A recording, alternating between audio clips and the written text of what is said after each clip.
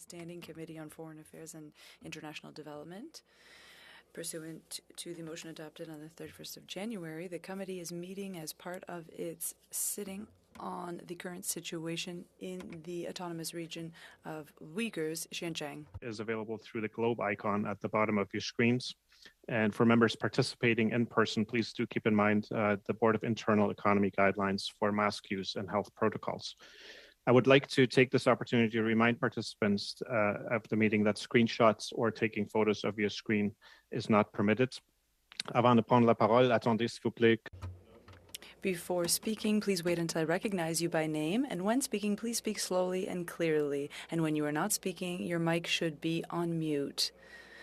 A reminder that all comments by members and witnesses should be addressed through the chair. Before we get started, I wanted to raise a couple of housekeeping issues. One is that if I could take a few minutes of your time at the end of the meeting to discuss a matter with respect to Thursday's work plan. And secondly, I'd like to flag with you for your calendars, and we'll provide more information on this, a number of opportunities for engagement. On Thursday, April 7th, from 10 till 11 a.m., there will be an opportunity for an informal meeting with Monsieur Filippo Grandi, High Commissioner of the UNHCR, who will be in Ottawa. Again, more information will be forthcoming. On June 7th, the Danish Foreign Policy Committee will be in Ottawa and would like to meet us as their counterparts. And again, we will provide confirmation as soon as possible. And the week of May 16 to 20, the Global Fund to Fight AIDS, Tuberculosis, and Malaria will be requesting a meeting with the committee through Françoise Vanni. And then finally, there's a possibility this Friday to meet with a delegation of Ukrainian women parliamentarians. A possible slot is from 10 to 11 a.m. This would be an informal meeting. And again, we will keep you updated on the details. Chers collègues, j'aimerais maintenant souhaiter la bienvenue. Colleagues, I'd like to now welcome our witnesses. Department of Employment and Social Development, Rakesh Patri, Director General, International and Intergovernmental Labor Affairs. Jody Brown, Director, International and Intergovernmental Labor Affairs. And from the Department of Foreign Affairs, Trade and Development, Alexandre Lévesque, sous-ministre adjoint, Politique Stratégique. Alexandre Lévesque, Assistant Deputy Minister, Strategic Policy. Legal Advisor. Catherine Gaudin, Directrice Générale, Droits de la Personne, Liberté et Inclusion. David Hutchinson, Acting Director General, Trade Portfolio Strategy and Coordination. And Jenny Chen, Executive Director, Greater China Political and Coordination. And Executive Director Chen, I believe that you will be making the opening remarks on behalf of colleagues, and I would like to give you the floor for 5 minutes. Please go ahead. Thank you, Chair. Good morning, everyone. Thank you for the opportunity to address the Standing Committee on Foreign Affairs and International Development. I would like to begin by acknowledging that I am participating in this briefing from the traditional unceded territory of the Algonquin Anishinaabe people. The promotion and protection of human rights is an integral part of Canadian foreign policy and is a priority in the Government of Canada's engagement with China. When the Prime Minister announced on December 8th, 2021, that Canada would not be sending any diplomatic representation to the Beijing Winter Olympics, he made it clear that Canada remained extremely concerned by the repeated human rights violations by the Chinese government. In Xinjiang, there is substantial, credible evidence that documents mass arbitrary detentions of Uyghur and other Muslim ethnic minorities directed by the central and regional Chinese governments under the false pretext of countering terrorism and violent extremism. From evidence provided by academics, NGOs, human rights defenders, journalists, and the testimony of victims, Uyghurs and other Muslim ethnic minorities face torture or cruel, inhuman, and degrading treatment, obligatory patriotic and cultural education, forced labor, and arbitrary forced separation of children from their parents by authorities. Throughout the region, Uyghurs and other Muslim ethnic minorities also face repressive physical and digital surveillance. There are credible reports of systematic rape and gender-based sexual violence, as well as reports of forced medical procedures without consent, including sterilization, abortions, contraceptive device insertion, and organ removal. The Chinese government has taken the position that the measures in Xinjiang are counterterrorism related, but the evidence simply does not support that position. Furthermore, these actions are inconsistent with both China's international human rights obligations and the UN Global Counterterrorism Strategy. The situation has become much more troubling since 2017, which is why nearly 50 UN independent experts raised their concerns in 2020. That is also why we have taken specific measures to address forced labor in Xinjiang, including a recent commitment for the government to introduce legislation to eradicate forced labor from Canadian supply chains and ensure that Canadian businesses operating abroad do not contribute to human rights abuses. On March 22nd, 2021, Canada announced sanctions against 4 Chinese officials and 1 entity under the Special Economic Measures Act based on their direct participation in gross and systematic human rights violations in Xinjiang. These measures were taken in coordination and in solidarity with the United Kingdom, the United States, and the European Union. We remain steadfast in our pledge to increase supply chain transparency, promote responsible business conduct, and ensure that Canadian companies are upholding Canadian values. Global Affairs Canada has engaged our Trade Commissioner Service clients in China on the risks of supply chain exposure in Xinjiang.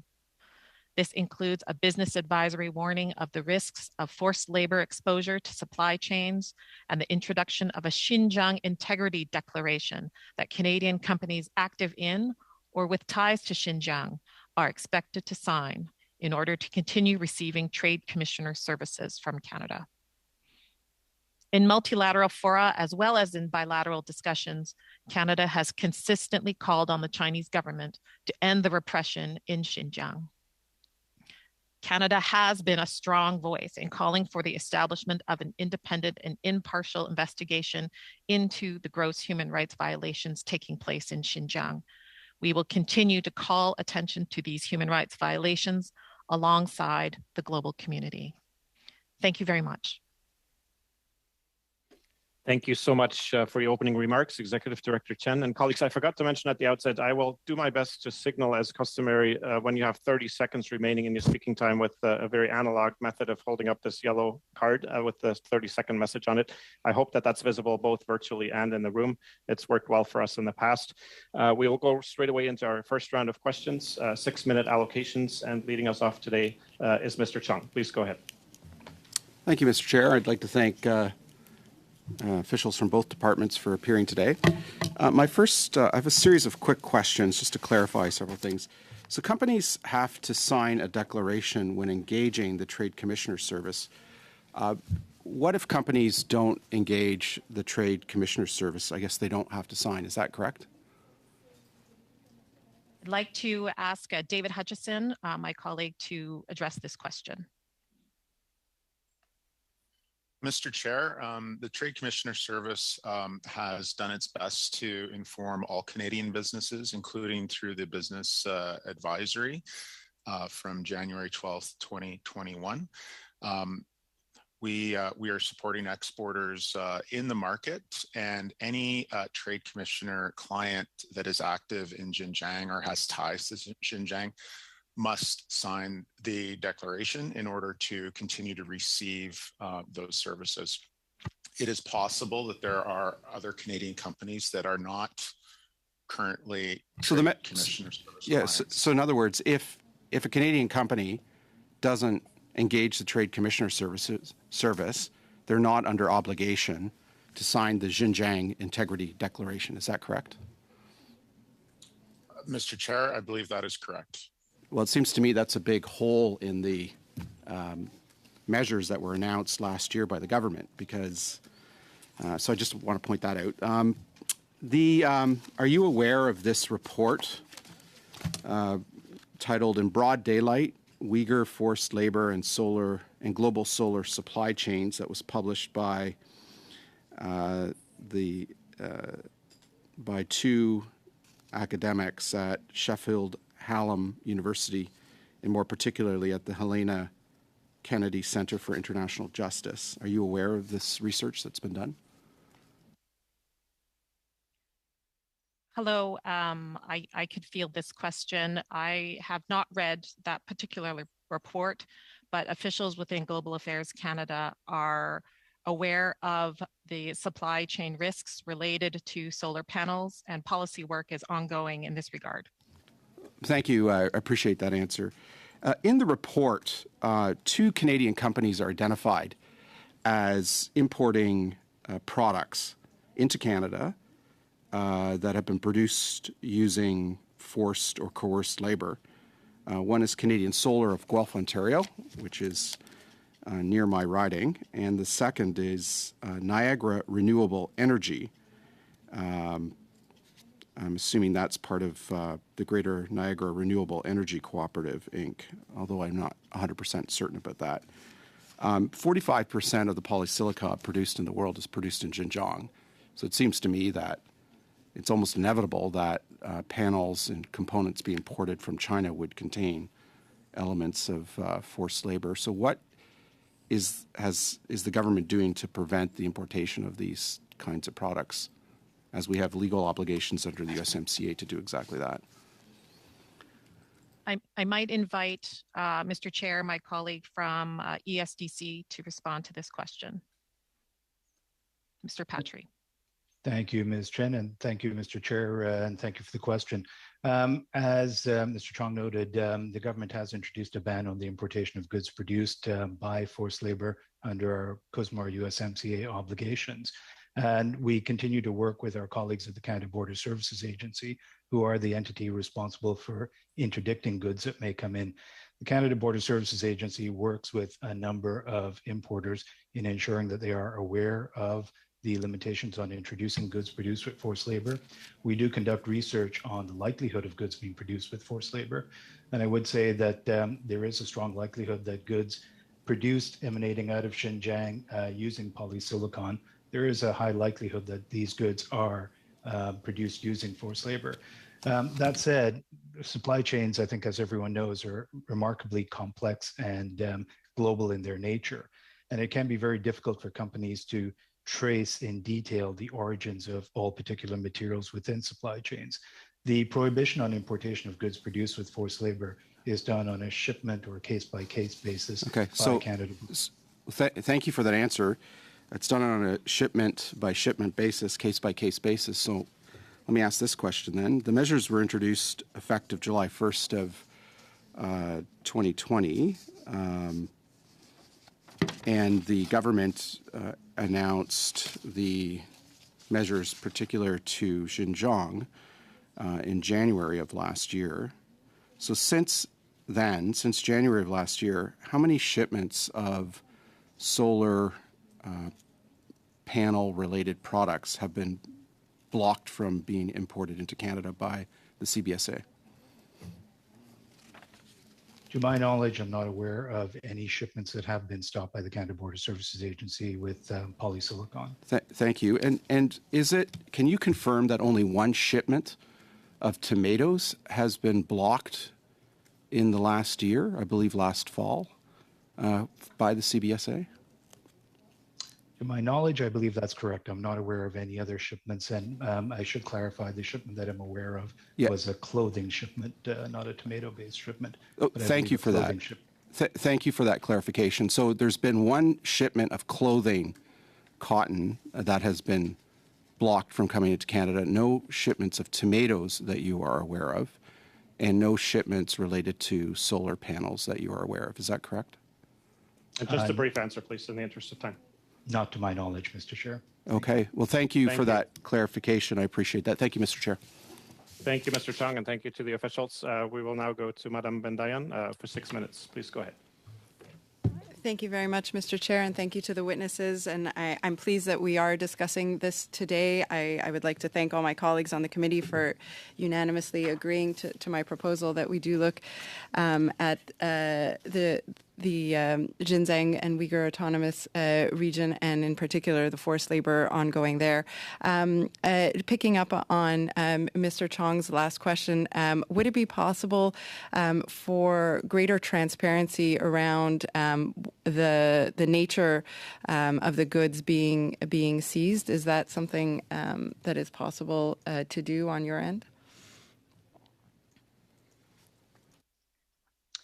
My apologies, I'm not quite certain I understand the question, Mr. Chair. Are you seeking greater information on goods that have been seized to date? I think I understand now with respect to the one shipment having been seized, but publicly it was my understanding that the media was having difficulty finding out exactly what had been seized in that November seizure that occurred in Quebec. There were reports of different things. At one point, there was a report that it was tomato, and now you're clarifying that it was cotton. And so, is the CBSA able to provide some transparency surrounding the seizures that will continue into the future? My apologies, Mr. Chair. I think that would fall under the purview of the Canada Border Services Agency, and as an enforcement agency, I know that they do have guidelines around the information that they can share, both publicly and with other federal departments. So I think it would be more appropriate for the Canada Border Services Agency to comment on whether that was possible. Coming back to the January 2021 business advisory that we are discussing here today, that advisory included a number of things, including a study on forced labor and supply chain risks. Is that study ongoing, or has it been completed yet?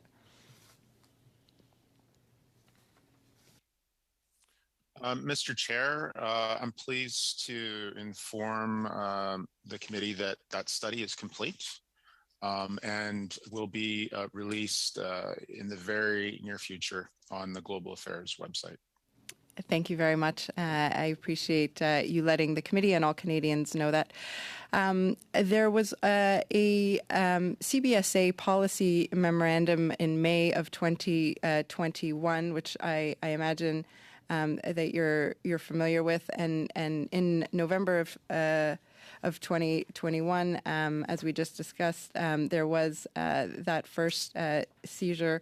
Can you give us a sense of how Canada's measures relate to what other countries are doing?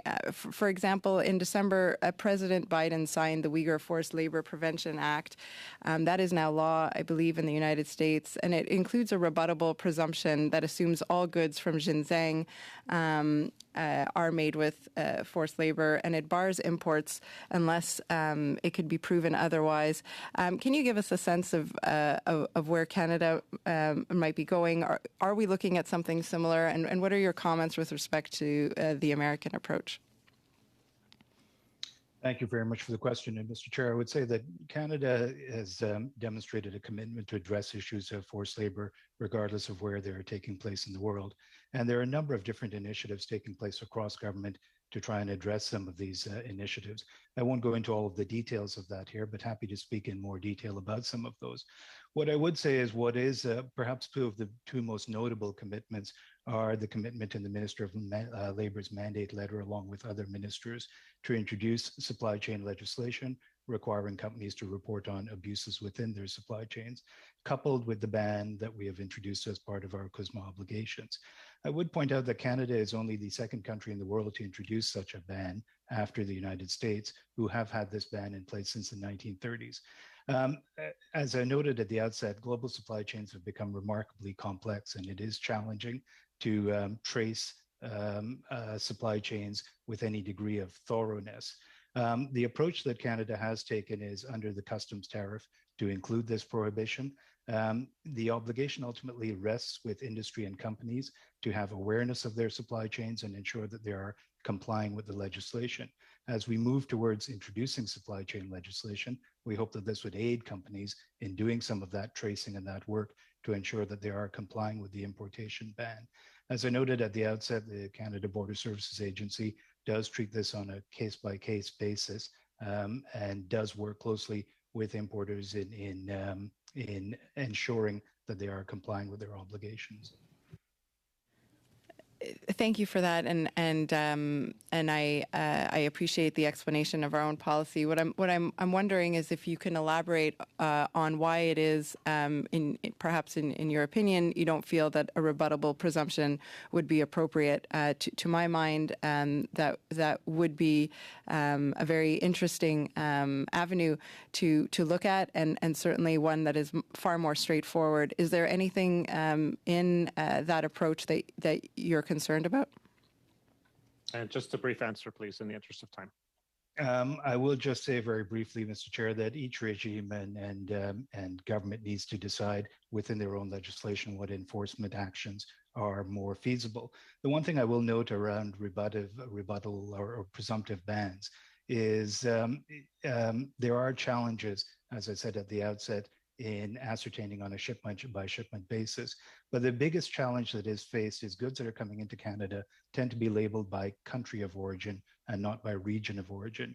And it can be difficult, particularly with complex supply chains, in knowing where any one ingredient in a product or material in a product emanates from.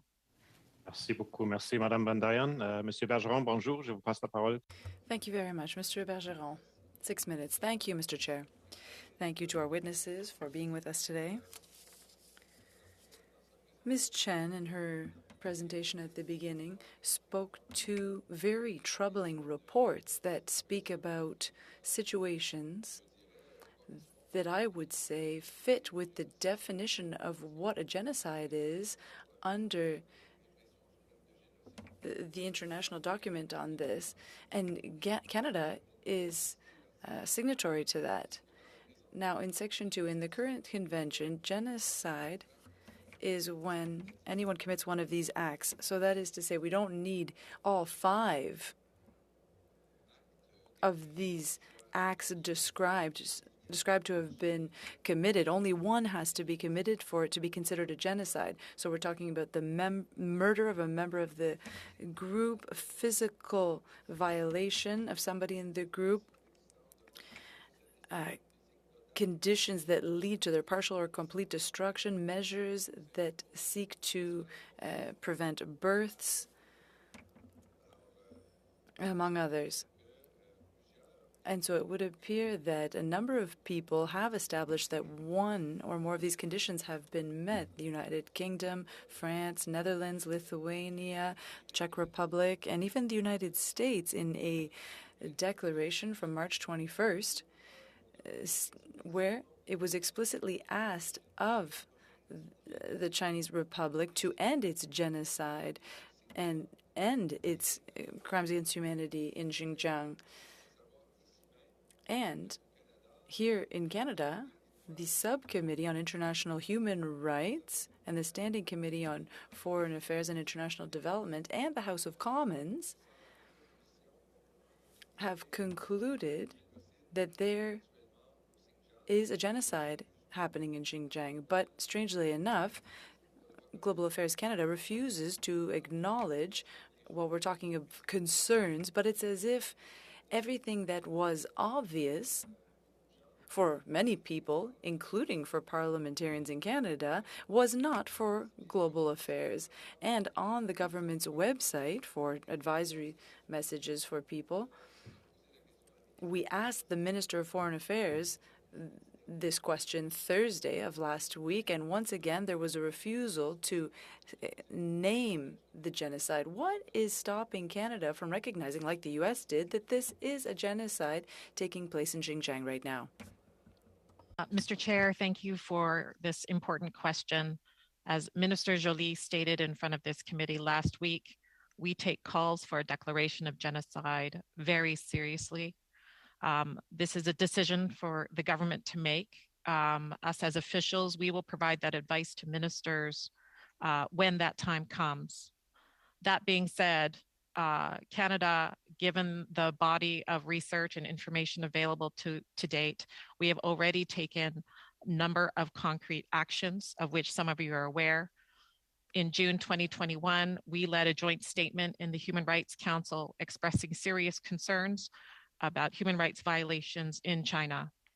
In March of 2021, we imposed sanctions on 4 individuals and 1 entity, the first time we have imposed sanctions on China since 1989.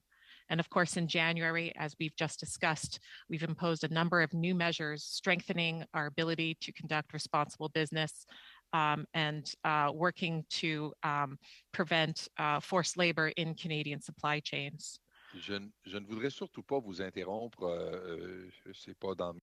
I wouldn't want to interrupt you. That's not something I'm used to doing. But my question is, what is stopping Canada from acknowledging that it is a genocide? You said that Canada has expressed serious concerns, but I must say that Canada is not talking with one voice, because the executive branch is expressing concerns, whereas the legislative branch is recognizing the existence of a genocide.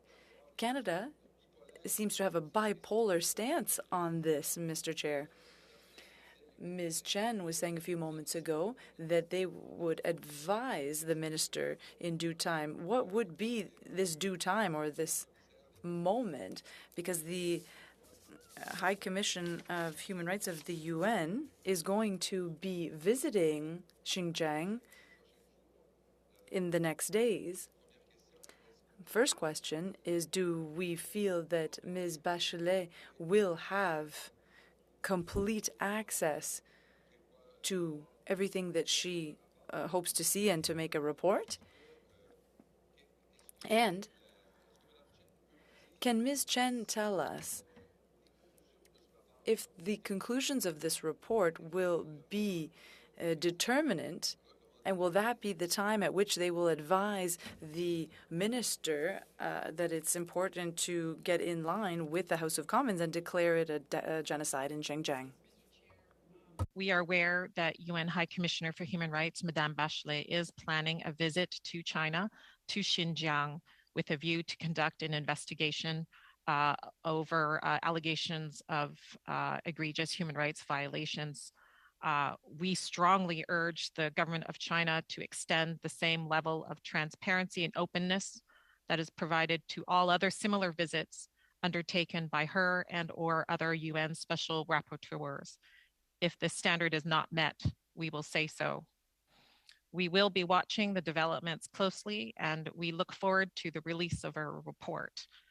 As to possible decisions emanating from her outcome, emanating from the outcomes of her visit, we're not in a position to speculate as to what those outcomes might be, but please be reassured we will be looking at all options very closely and watching developments very closely. Merci beaucoup. Merci, Monsieur Bergeron. Merci, Madame. Thank you very much. Thank you, Mr. Bergeron. Thank you, Ms. Chen. Good morning, Mr. McPherson. 6 minutes, please. The floor is yours. Good morning, Mr. Chair, and good morning to my colleagues and to the witnesses for joining. Thank you very much for joining us today. I guess one of the things that I wanted to start with is just discuss a little bit about how, this is something that I believe requires urgent action. And, I was part of the International Human Rights Subcommittee that found, that did the study in 2020 that found that what is happening in Xinjiang against the Uyghur people is in fact genocide. And yet we have not seen a lot of action from the Canadian government since then. So one of the comments that was as part of the opening statement today was with regards to the legislation that is expected. Can we get a little bit more clarity on how that legislation has progressed, when we can expect it to be tabled, whether that legislation will have, implications on procurement for the government as well as procurement for private sector? I think I'll start there, and then I have some follow-up questions on that as well. Mr. Chair, just for clarification, is this in reference to the forced labor legislation? Yes, it is. Okay. Mr. Patry, may I invite you to address this question? Thank you.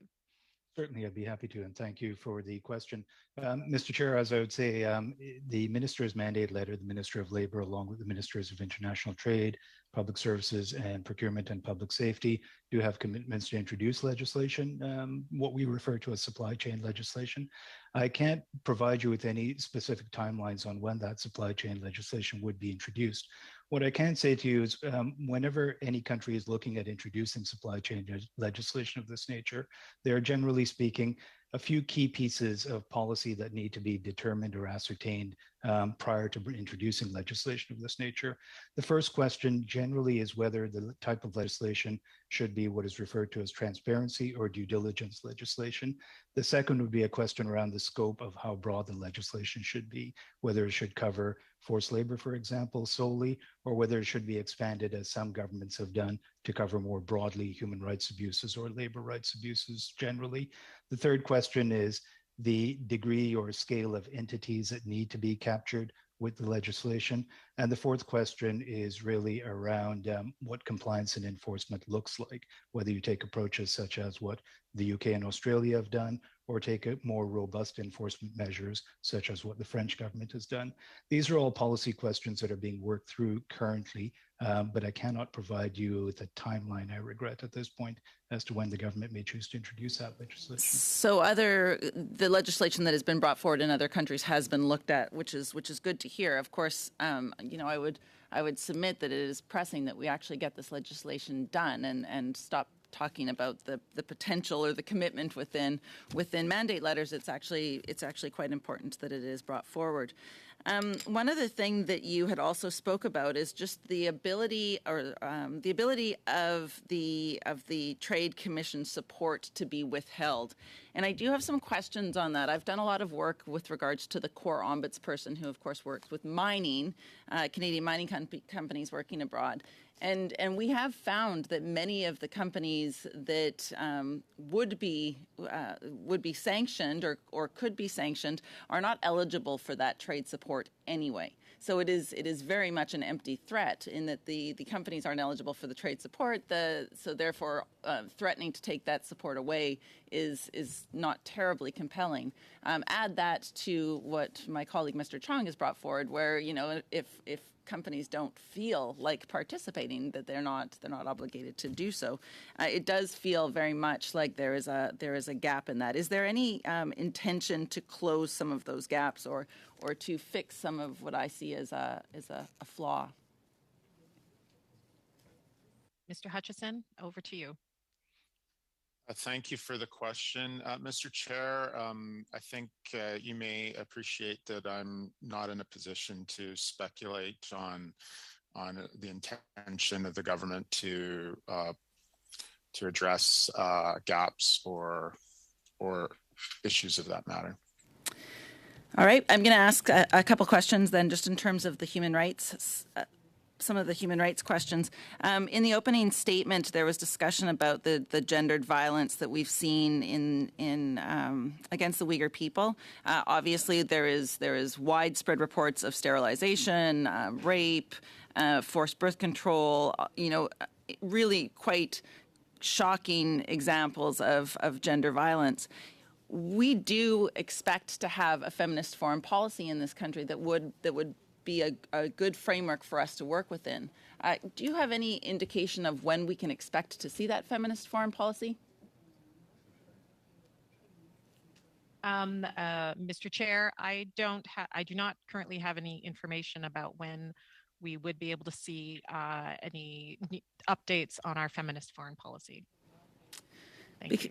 Because, of course, having the feminist foreign policy in place and being able to use it as a tool would come in very handy when we look at things like what is happening in Xinjiang. Also, of course, what is happening in other places in the world, like Afghanistan, like Ukraine. And we have been told that it is coming. So it would be wonderful to see that come forward. The final question I'll ask very, very quickly is, does the government plan on advocating for a release of Uyghur human rights defenders, including Canadian citizen Hussein Salil? And just a brief answer, please. Yes, we continue to, the case of Mr. Jalil continues to be a priority for the Government of Canada, as well as all human rights cases vis-a-vis China going forward. How are you advocating for him? Thank you. Ms. McPherson, that's your time. We can follow up in the next round. Thanks very much. Mr. Genuis, good morning. Round 2, 5 minutes to you, please. Go ahead. Thank you, Mr. Chair. Thank you to the witnesses. I think what we're seeing today in this committee is a continuation, of what has long been the story on this issue, which is collaborative cross-party work and leadership from the legislative branch, but a lack of active, effective engagement from the executive branch. And of course, the folks with us on here are officials who report to the executive branch. You're not accountable for the ultimate decisions. That comes down to ministers and cabinet. But I do think it's important to note that very good questions are being asked, I think, by MPs from all parties. But there's some fundamental questions about where the government stands and how quickly we're moving that haven't been answered. And in fairness, you're not in a position to answer. Picking up on Mr. Bergeron's comments on the issue of genocide recognition. So Canada is a party to the Genocide Convention, which means we have obligations as a state, regardless of any international process. We have an obligation as a state that includes a responsibility to protect if there is significant evidence of genocide. Would you say, and in the view of the government, has sort of the evidentiary threshold been crossed so as to trigger Canada's obligations in terms of responsibility to protect under the Genocide Convention? Mr. Chair, thank you for the question. I might invite my colleague, Ms. Noble, from our legal department to address this question. Thank you. The determination of whether a situation constitutes a genocide must be done by a competent international court or tribunal, bearing in mind the complex legal thresholds that are involved. I can note that the core element of the crime of genocide, as defined in international law, and that separates it from other international crimes, is the existence of a specific intent to destroy a protected group in whole or in part. Ma'am, I don't need to hear the definition of genocide again. I do want to say that the view you've just expressed is at odds with what Irwin Cotler told the subcommittee, which is that that state parties have an obligation under the Genocide Convention that they sign on to, and that it just continues to be this story of deferring to international tribunals, but international investigations haven't happened in a timely way. There's been the Uyghur Tribunal in the UK. There's been a lot of legal work done on this. It's just a continuing sort of obfuscation. But can I ask you, does the Canadian government recognize any specific legal crimes that are being committed? Would you say crimes against humanity? Would you say, what is the government prepared to say in terms of not just description of what's happening, but specific prosecutable international crimes? What we have been calling for is an investigation and seeking corroborating evidence, which is why Canada calls for an independent investigation for the situation in Xinjiang. Our government continues to monitor the situation and is working with partners. Okay. Again, we've heard legal scholars before the subcommittee that say we have obligations, and I believe we have obligations under the Genocide Convention. I mean, what is the point of being party to a genocide convention if our response is someone else has to do the investigative work? But I think I've made the point on that. I want to ask about the International Finance Corporation, a significant development partner for Canada. IFC has approximately $486 million US in direct loans and equity investments in 4 companies operating in the Uyghur region. Evidence drawn from corporate disclosures and publicity campaigns, government directives and state media, and other publicly accessible information reveals that these 4 companies have directly participated in and benefited from state-sponsored forced labor programs, directly participated in and benefited from state-sponsored compulsory land expropriations, participated in programs that require minority citizens to take oaths to the CCP and be subject to indoctrination and various other concerning practices. So what has the government's engagement with the International Finance Corporation been around divesting from investments in the Uyghur region? Mr. Chair, thank you for the question. I'm not sure, David, is this something you can address, or is this something I may refer elsewhere? Maybe. Ms. Chen, Chair, I'm not familiar with this organization. I suspect it's perhaps not a Canadian company that would be a client of the Trade Commissioner Service, but... So this is the International Finance Corporation, which is a major development partner for Canada. I think my question was clear, and I'll look forward to a response from officials in writing after this committee. I do want to say that I'm very supportive of a rebuttable presumption as well. And I want to ask if the government is aware of any Canadian products being excluded from entry into the United States since the adoption of the Uyghur Forced Labor Prevention Act in the United States. And just a very quick answer, please, in the interest of time. Not to my knowledge, no. Okay, if you could follow up in writing as well to clarify definitively yes or no if any Canadian products or products produced by Canadian companies have been excluded from the U.S. market as a result of that new legislation. Thank you, Mr. Chair. Mr. Genuis, thank you very much. We'll go to Mr. Asasi, please. Good morning. 5 minutes to you. Thank you, Mr. Chair, and thank you to all the witnesses for appearing before our committee. My first question would be a follow-up to the question asked by Mr. Bergeron. Ms. Chen, I was just wondering, you did say that that your department stands ready to provide advice to the minister as to whether genocide has occurred or not in this particular case. So is it not standard practice for the department to prepare a legal opinion on an issue such as this? Thank you, Mr. Chair. This policy work is ongoing with the department. Not in a position to anticipate or foreshadow any of the advice that we might be preparing, but we are working closely together with within the Global Affairs Canada, but also with our like-mindeds to ensure a coordinated effort. So this motion was adopted in February of last year. It's now been a year. Any idea as to why it may have taken as long as it has? I think what's been important for us is been an independent investigation by international experts. This has long been our position since for many years now. And again, we are looking forward to Madame Bachelet's upcoming visit to China. So in the event, let's say, the Chinese government does not allow Ms. Bachelet to visit, are you saying that our department will not be preparing a legal opinion? I'm not sure. I do not believe I'm able to comment on what may or may not happen at this time. But again, that policy work is ongoing, and we continue to assess and work with our partners.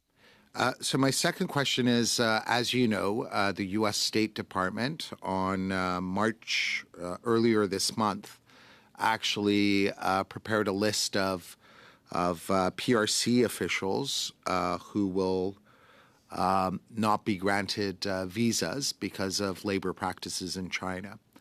Have you had a chance to look at that list?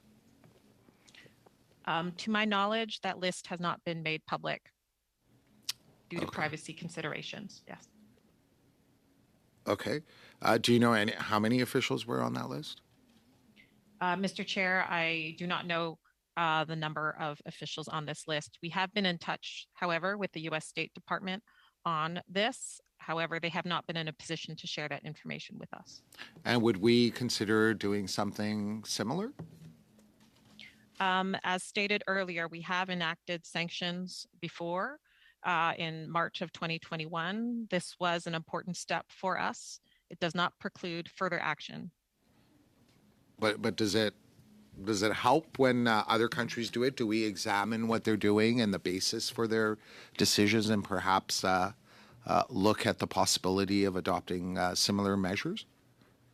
Most certainly. If anything, coordination with our like-minded partners is a very important consideration for us as we're considering upcoming steps in order to maximize effectiveness. Thank you. Now, if I could follow up on the question that was posed by Ms. McPherson. As you know, the mandate letter issued to the Minister of Labour does say that legislation is forthcoming. I was wondering if you could provide us with some estimates as to what the substantive provisions of that legislation will be. Mr. Chair, over to Mr. Patry. Thank you very much for the question. Mr. Chair, I couldn't provide specific details around that. What I can say is what I had indicated earlier around the key components of supply chain legislation that need to be developed from a policy perspective. That is some of the work that is underway right now. We did hold consultations previously around this question and got input from a number of key stakeholders in industry around their views of what should be included in this legislation. That is being factored in to the development of this. And as I noted earlier, there are some key policy pieces that need to be thought through with recommendations provided to the government then on what they should be introducing. Thank you. And my last question is, there are disturbing reports that children are being separated from their families. And I was wondering if any of you may have any estimates as to how many children we're talking about. And just a very quick answer, please. In the interest of time, we'd have a chance to follow up in a subsequent round. Hello, Mr. Chair. Thank you for that question. I've only read reports from NGOs indicating that they're talking about the hundreds of thousands. Hundreds of. Thank you. Merci. Merci beaucoup, Monsieur Sassi. Monsieur Bergeron. Thank you very much, Mr. Hassi. Mr. Bergeron, 5 minutes. Thank you, Mr. Chair. Thank you, Mr. Sassi, for having highlighted the fact that Canada should get aligned with our allies and countries with whom we share a number of values. The Chinese government says that the internment camps are necessary to de-radicalize potential terrorists. Ms. Chen referred to this in her presentation, but the government documents, which were part of a leak, indicate that some people were sent to an internment camp just because they were wearing a veil, or because they had a long beard, or that they were praying at their home, or that they were remaining in contact with family members abroad, or they had more children than the state allowed for. What is the definition, in your opinion, of what terrorism is according to the Chinese authorities? As stated earlier, we do not accept China's definitions or rationale for the establishment of these mass detention centers under the rubric of counterterrorism. We have the testimonials we have heard and read have been deeply troubling about the mass incarceration. We've already spoken about sexual and gender-based violence, indoctrination, forced labor, human trafficking, family separation. The list goes on. And you've already touched on, for me personally, has been the lack of freedom of religion for those to practice the religions of their choice. We've also seen reports of the destruction of mosques and the examples that you cited about, forcible shaving of beards and of removal of veils and religious artifacts. So again, we are very concerned about these reports. Un rapport récent de M. Adrian Zenz published a report recently. Victims of communism suggested that the Chinese government is putting in place measures since 2016 to bring down the birth rate of Uyghurs in Xinjiang. These measures including forced the use of IUDs, separating families by force. Now, how are these measures being applied? How are these different from family planning measures that the Chinese government imposes on the rest of their population? Please. Thank you. As you know, China has a long history of population control measures. While they have been, I believe, they have evolved over the last few decades. It is quite unfortunate that we've seen the rise, the return of some of these practices as it relates to the Uyghurs. Merci beaucoup. Merci, Monsieur Bergeron. Thank you very much. We will now go to Ms. McPherson for 2.5 minutes, please. Thank you, Mr. Chair, and again, thank you to our witnesses today. What we are seeing with regards to the genocide against the Uyghur people, it has spread outside of the borders of China, of course, and there have been significant attacks on human rights activists and advocates within Canada. I'm wondering if the government is able to or will be providing financing to help combat cyber attacks directed at Uyghur human rights activists here in Canada?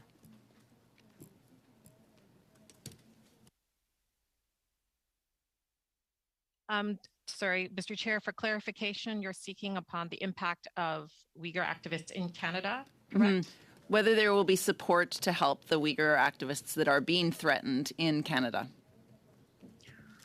I guess what I can say about this, these incidents is that incidents of harassment and intimidation that's happening on Canadian soil against Canadians is something that we take very seriously. There is a whole of government effort being led by Public Safety Canada in this regard. I guess we would urge any victims of such acts of intimidation or harassment to contact local law enforcement as soon as possible. Thank you. And I guess I wanted to follow up as well with one of the questions I asked in the last round with regards to advocating for the release of Uyghur human rights defenders. Canadian citizens that have been held for now many years. You did mention, Ms. Chen, that the Canadian government is seized with this, that they are wanting to take action on this. What does that look like? How are you doing that? Why? We had a very happy conclusion to the hostage taking of the two Michaels, and that they were able to come back to Canada, and there was a lot of work done to make that happen, and I'm incredibly grateful. I don't see that same level of effort being done for Mr. Jalil. As mentioned earlier, the case of Mr. Jalil has been a priority for the Government of Canada since 2006. While we have tried repeatedly to obtain consular access to him, we have been unsuccessful to date. We've continued to raise his case at the highest levels with the Chinese government at every possible opportunity. We will continue. Okay. Sorry, go ahead, Mr. Finish your thought, please. We will continue to use all available consular and diplomatic tools available to leverage emerging opportunities to advance Mr. Jalil's case. Thank you so much. Thank you, Ms. McPherson. We'll now go to Mr. Abultayev. Good morning, and the floor is yours for 5 minutes, please. Thank you, Chair, and thanks to the witnesses for being with us this morning. The Xinjiang Integrity Declaration, it's a tool that we're using to make sure that we don't involve in any trade that have human rights violations, labor violations, and all. Can you advise us on how the government is going to implement what the specific tools that the government is using to make sure that this declaration signed by the industry, the importer, the people involved in this whole trade are following and is effective as it should be, rather than it could become a symbolic tool? Mr. Chair, I'd like to invite Mr. Hutchison to address this question. Mr. Chair, I'd like to start by saying that the Trade Commissioner Service has taken great efforts to inform and educate all of its clients about the risks of doing business in Xinjiang and having exposure to those markets. We have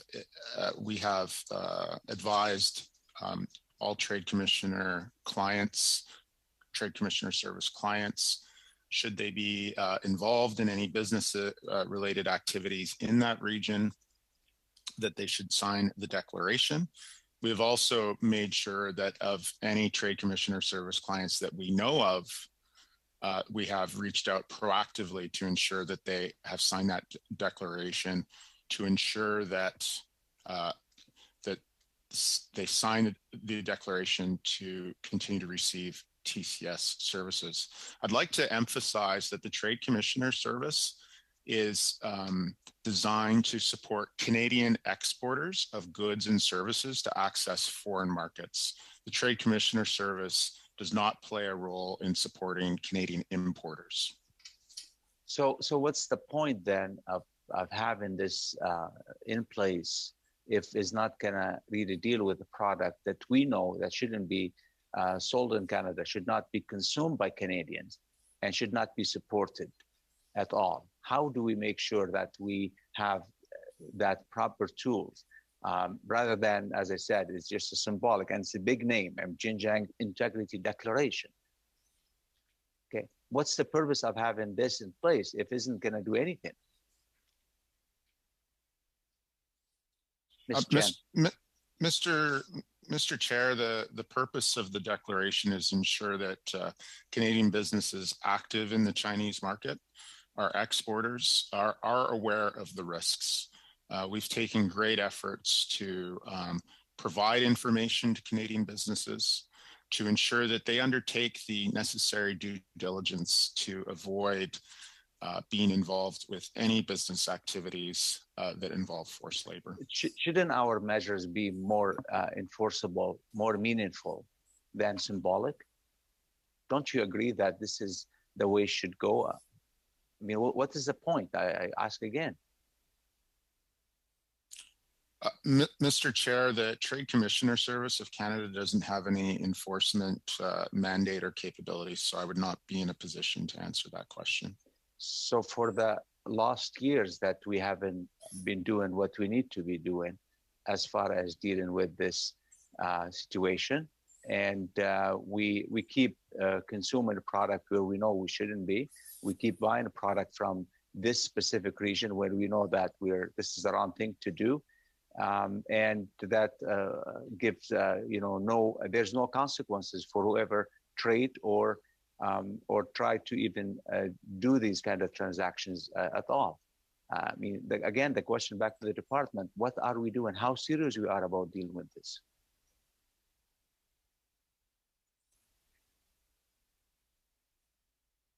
Mr. Chair, if I may just comment quickly, I just wanted to add this, as mentioned, the issue of forced labor we're quite seized as a whole of government on this issue. This issue is a high level of complexity involving multiple groups within Global Affairs Canada, but of course with our Ministry of Labor and CBSA. This is a work in progress. There's a tremendous amount of work to be done, and we would look forward to reporting back to you at a later date with a progress report. Can I have a quick question, Chair? Do you see any pushback from the industry at all? I apologize. Could you please repeat the question? Do you see any pushback from the industry? Mr. Hutchison, are you able to address this question? Have you heard from industry? The Trade Commissioner Service has ongoing dialogue with industry, and I'm not aware of any pushback. Thank you very much. Thank you, Mr. Abeltaev. Mr. Sarai, good morning. 5 minutes, please. Go ahead. Thank you, Chair. My first question is in regards to this declaration. Have we seen or noticed any effect of it? Do you see trade decline in that region, or the companies becoming more responsible?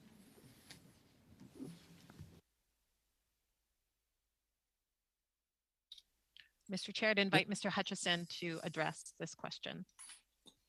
Mr. Chair, I'm not aware of any decline in Canadian trade with China related to the Integrity Declaration. You also had mentioned earlier that there was French legislation that was the most robust out of some of the Western countries. Can you tell how it's having a better effect, or why it's more robust? And if so, how can Canada take lessons from that legislation? Mr. Chair, Mr. Patry, are you able to address this question? Yes, and thank you for the question. And Mr. Chair, I guess I would just clarify at the outset that I wouldn't necessarily frame the French legislation as the most robust, but I would say that I think what I had noted is it has more robust enforcement measures than British or Australian legislation has in place. The challenge that we're seeing around the world as more and more countries look at introducing supply chain legislation of this nature is there are different models that are out there that different countries are adopting, but it is all still fairly recent. And there hasn't been enough of an opportunity, either by outside stakeholders or experts or governments, to do evaluation and study of these types of legislations to measure which ones or which models are the most effective. We have seen some NGOs putting out some reports along these lines, and I think many stakeholders do point to what is referred to as a due diligence model, which is more akin to what the French have in place, as perhaps being more effective. There are no firm numbers to indicate the effectiveness of that, but I think there is a thinking that when you require companies to report on what they have done to fix problems in their supply chains, as opposed to just reporting on their supply chains, that that does carry a greater benefit or greater likelihood of results. And so I think that that would probably be the best way to summarize the differences between them. Has Canada thought about, or in your office, thought about doing a no import from Xinjiang unless you can prove that the commodity or product is made without forced labor and without any of these repressive measures? I would say a couple of things on that, Mr. Chair. The first is I'd have to defer largely to the Canada Border Services Agency, who are the group that are responsible for enforcing the ban. What I would say around the general idea of a region-wide ban is part of the challenge is the Canada Border Services Agency interdicts goods on a shipment-by-shipment basis. But the larger challenge is that shipments that are coming into Canada, as I noted at the outset, tend to be labeled by country of origin and not by region of origin. There's also, as I said at the outset, challenges around complexity of supply chains, where you could have cotton, for example, that is emanating out of Xinjiang, but makes its way through supply chains in 4 or 5 different countries before the final product comes into Canada. And there can be challenges for any organization or government agency to be able to determine where exactly different components of that particular product came from. And so this is part of the challenge that needs to be thought through and worked out with government and industry working in collaboration in figuring out how they can have a better depth of sight into supply chains to ensure that that they can be cleaned adequately. Are you aware of, and maybe this is not to you, but I'll let Ms. Chen refer it, the High Commissioner, the UN High Commissioner's trip, what is the outcome expectation from that in respects to, are there a series of recommendations that we expect after that investigation? And are there other countries or other representatives going along with her on that trip to Xinjiang? To our knowledge, thank you, Mr. Chair, for the question. To our knowledge, this is something that Madame Bachelet's office negotiates directly with with the government of China. As mentioned earlier, we strongly urge Chinese authorities to extend the same level of transparency and openness provided to similar visits being undertaken by her and other UN special rapporteurs. As for recommendations or outcomes, again, we are not in a position to speculate. But again, we are following developments about this upcoming visit very closely. How much time do you have? Thank you very much. Seconds, Mr. Sarai. If you've got a very quick one, you can squeeze it in. Otherwise, the next one. We're good. Thank you. Thank you very much. Colleagues, we'll go into round 3, please. And Mr. Morantz will lead us off with 5 minutes. Thank you, Mr. Chair. I'm going to initially focus my questions on the measures introduced on January 12, 2021, essentially the forced labor countermeasures. I'll refer to them as the measures for the purposes of my questions. How many Xinjiang integrity declarations have been signed by Canadian companies? Mr. Chair, I invite Mr. Hutchison to answer this question. Mr. Chair, 6 integrity declarations have been signed. 6, okay. Okay, well, that doesn't seem like very many, but sorry, I'm a bit stunned by that response. What are the repercussions for companies that don't sign them?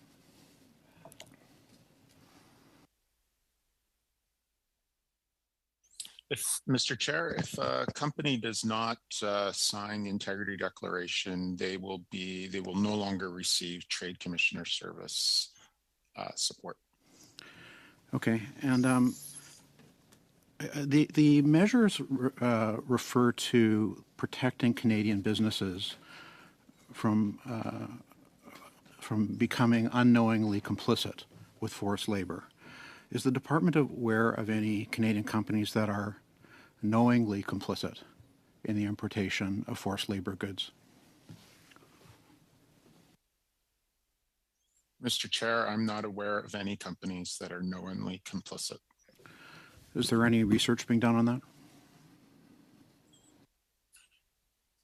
Mr. Chair, from my perspective, working within the Trade Commissioner Service, the Trade Commissioner Service does not have a mandate to investigate Canadian firms. Our role is to provide support and market intelligence to Canadian companies. Okay, in terms of the measures, there were really four areas. One of them was the Xinjiang Integrity Declaration. It also says that advice would be provided. Enhanced advice would be provided to Canadian businesses. How many Canadian companies received enhanced advice under the measures?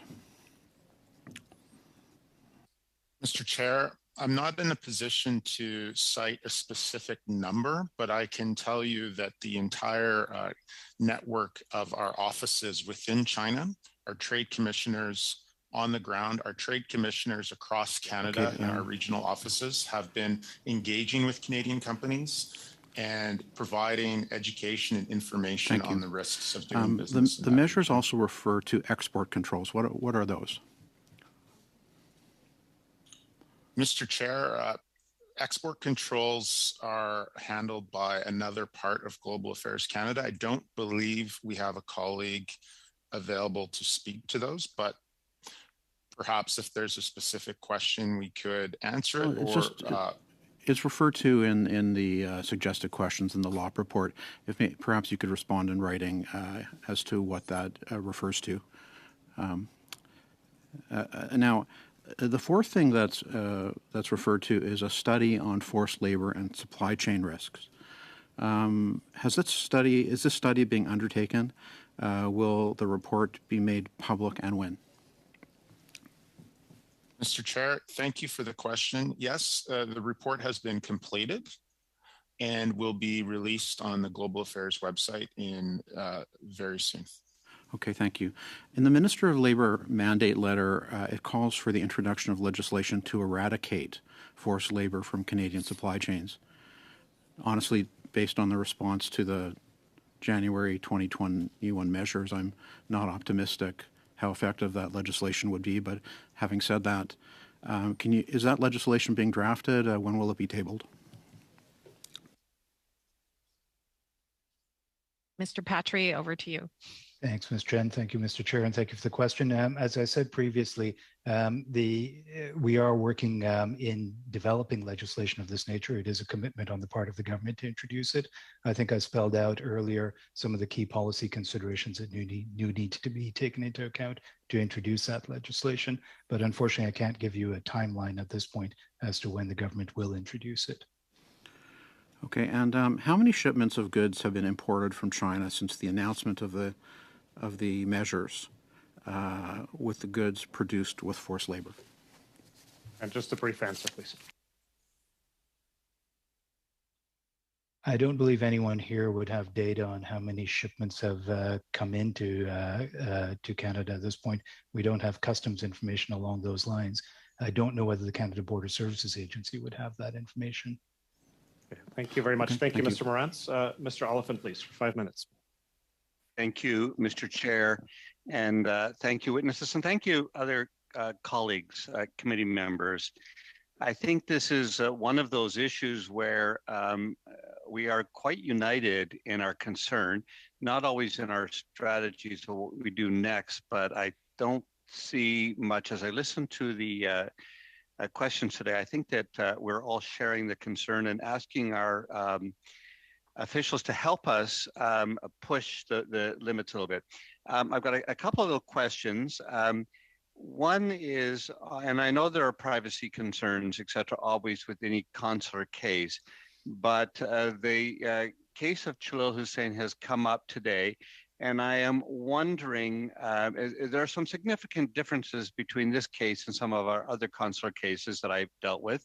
Can you explain the difficulty that ensues because of dual nationality, that he maintains Chinese citizenship and Canadian citizenship, and how that is perceived by the Chinese government? Yes, Mr. Chair, thank you for that question. As you well know, China does not recognize dual citizenship. Of course, Canada, we recognize his Canadian citizenship. That has never wavered for us since 2006.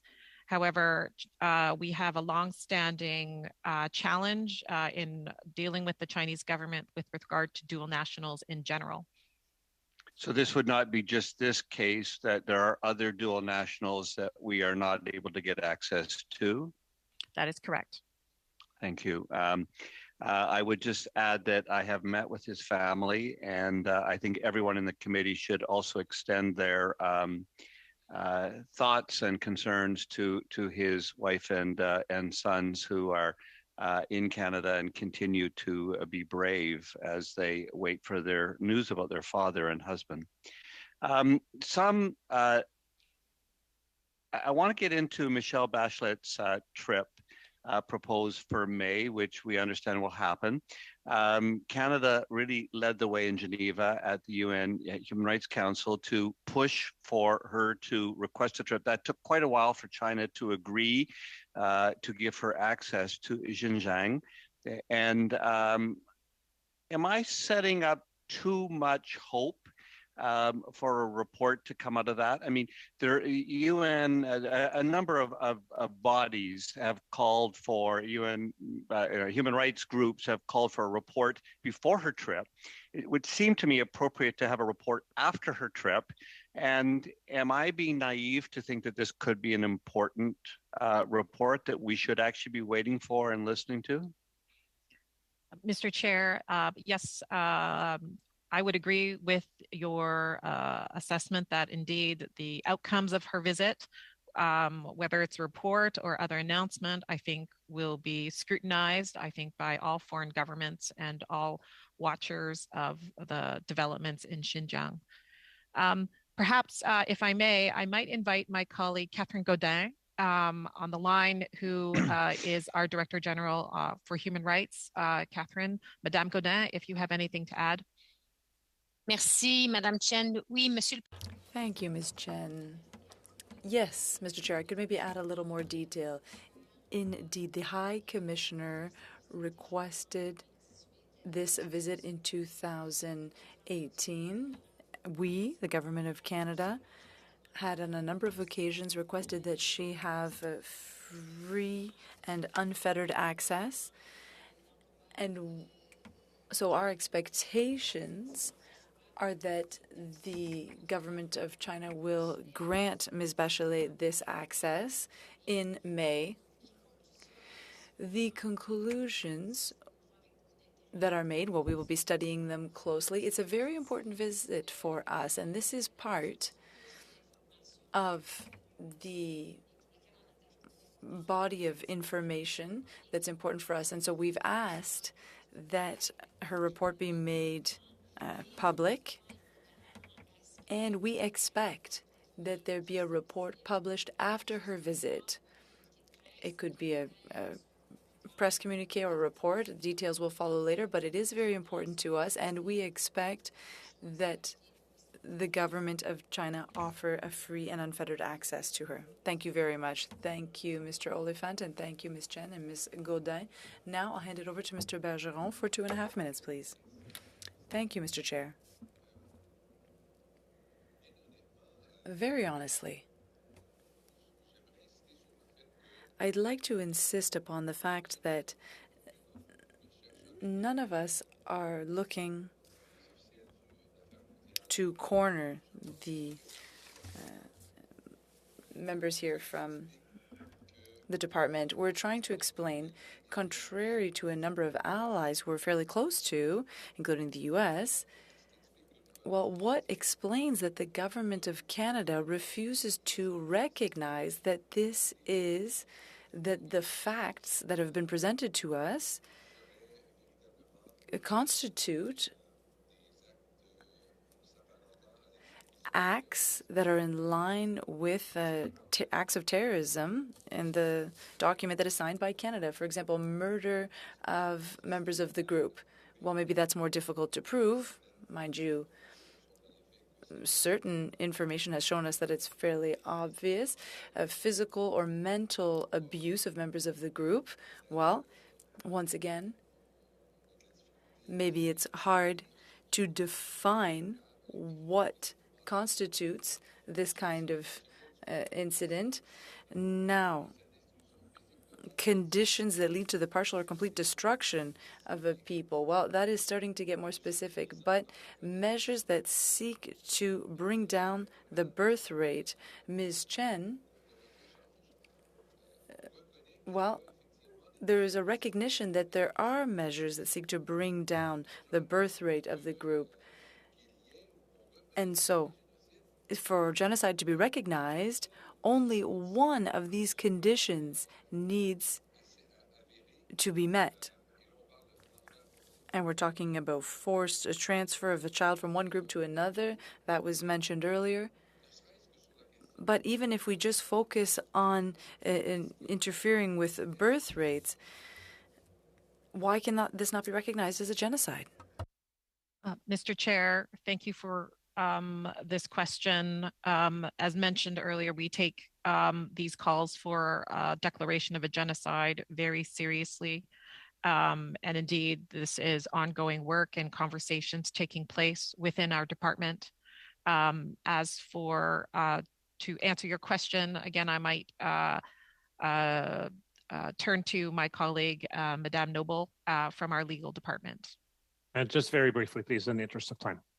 I won't go into solicitor-client privilege information, but I will note that the specific intent requirement is key to the definition of genocide.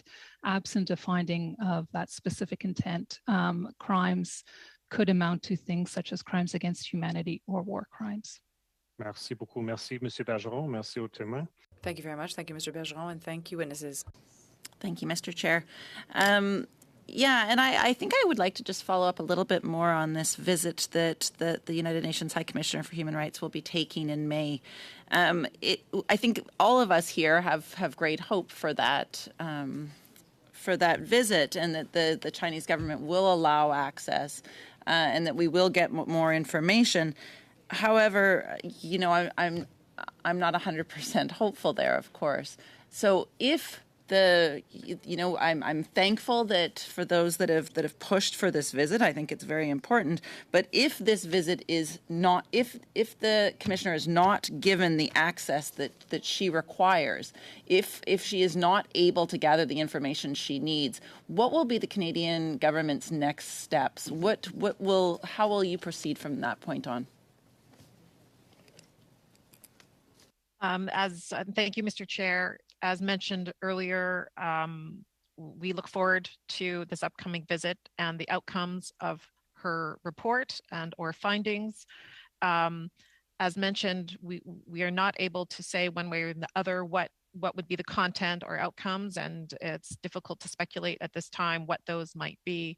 I think what we are most interested in is the growing amount of information that is now available to the public and to foreign governments and to the international community. I think we've already proven that Canada is prepared to work with the international community and the multilateral system to continue to advance this work. Thank you. And so I guess this might again be asking you to guesstimate on the future, but you know, we did have the International Human Rights Subcommittee declare a genocide. We did have the Foreign Affairs Committee declare a genocide. We did have the Parliament of Canada declare a genocide. If the Commissioner does find concrete evidence of genocide, will the Canadian government be prepared to acknowledge that there is a genocide happening against the Uyghur people? Certainly, the outcomes of her report will be very important to ongoing policy deliberations. Yes. Thank you. I'll cede my time, Mr. Chair. Thank you very much, Ms. McPherson. Over to Mr. Chong, please, for 5 minutes. Thank you, Mr. Chair. First question, very quick one. Can officials tell us the last time that the Government of Canada made a representation to the Government of the People's Republic of China about Mr. Hussein Jalil? And if officials do not know this information, could they provide that to the clerk after the meeting is finished? Thank you, Mr. Chair. I do not have the exact date and time with me, but we'd be pleased to provide that information to you. Thank you. On to the issue of imports of products that have been produced or that involve forced or coerced labor. You know, we know that Xinjiang produces about a fifth of the world's tomatoes, and last November, CBC Marketplace, The Guardian, and Investigative Reporting Project Italy found that Canadian grocery stores were full of tomato products that came from forced and coerced Uyghur labor.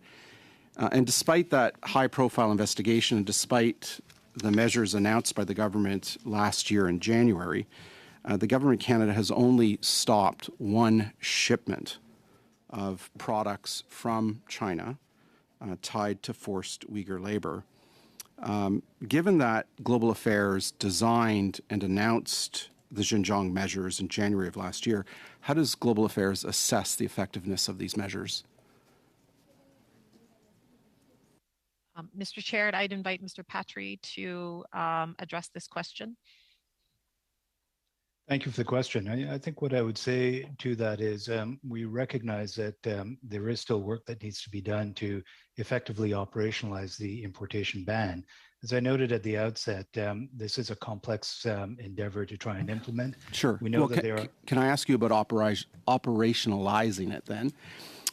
In the United States, the U.S. government has set up a forced labor enforcement task force in order to operationalize the ban on the importation of products from Xinjiang.